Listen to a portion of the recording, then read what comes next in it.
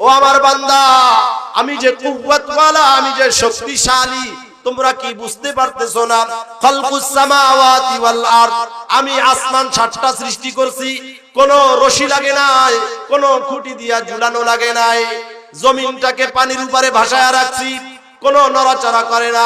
ওয়াখতিলাফু আলসিনাতিকুম ওয়া আলওয়ানিকুম, লক্ষ লক্ষ কোটি কোটি মানুষ আমি সৃষ্টি করলাম, কিন্তু একজনের কণ্ঠের সাথে একজনের কণ্ঠ মিলে না।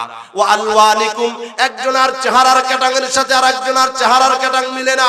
আরে চেহারা আর কণ্ঠ তো দূরের কথা, একজনের আঙ্গুলের ছাপের সাথে আরেকজনের আঙ্গুলের ছাপ মিলে না, একজনের চোখের ছাপের সাথে আরেকজনের চোখের ছাপ মিলে না। এগুলো বলে আল্লাহ তাআলা বলতেছেন, ইন্না ফি যালিকা লাআয়াতিন লিল আলিমিন। আমার বান্দাদের মধ্যে যারা জ্ঞানী আছে, যাদের বুদ্ধি আছে, তারা এই নিদর্শন পাইয়েই তারা আমার পরিচয় পেয়ে যাবে। তো আল্লাহ তাআলা বলেন, যেই বান্দা আমার নিয়ামত পেয়ে শুকর আদায় করবে না, সেই বান্দার থেকে আমি নিয়ামত ছিনিয়ে নিব এবং কঠিন আযাবের মধ্যে গ্রেফতার করব। এভাবে নিয়ামত দুই প্রকার, একটা হলো অর্জিত নিয়ামত আর একটা হলো অনর্জিত নিয়ামত। একটা নিয়ামত চেষ্টা করে অর্জন করতে হয়, আর একটা নিয়ামত চেষ্টা ছাড়াই আল্লাহ প্রদত্ত, আল্লাহ তাআলা দিয়ে দেয়।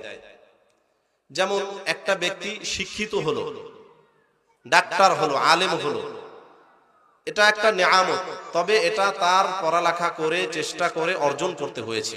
এটা হলো অর্জিত নিয়ামত, অর্থাৎ চেষ্টার মাধ্যমে অর্জন করতে হয়। আর একটা নিয়ামত হলো অনর্জিত নিয়ামত, আল্লাহ প্রদত্ত। যেমন একটা ব্যক্তিকে আল্লাহ তাআলা সম্ভ্রান্ত পরিবারে জন্মদান করলেন, এটা তার কোনো ক্রেডিট না, এটা আল্লাহ প্রদত্ত। এই নিয়ামত হলো আল্লাহ প্রদত্ত, অনর্জিত নিয়ামত। এভাবে একটা নিয়ামত হলেন অর্জিত, আর একটা নিয়ামত হলো অনর্জিত। তেমনি ভাবে নিয়ামতের শুকরও দুই প্রকার, একটা হলো কওলি আর একটা হলো ফি'লি। একটা হলো শুকর মুখের মাধ্যমে করা হয়, আর একটা হলো কাজে কর্মের মাধ্যমে করা হয়। মুখের মাধ্যমে যেমন আমরা বলি আলহামদুলিল্লাহ, আলহামদুলিল্লাহ, এটা মুখের শুকরিয়া। কাজে কর্মে কিভাবে?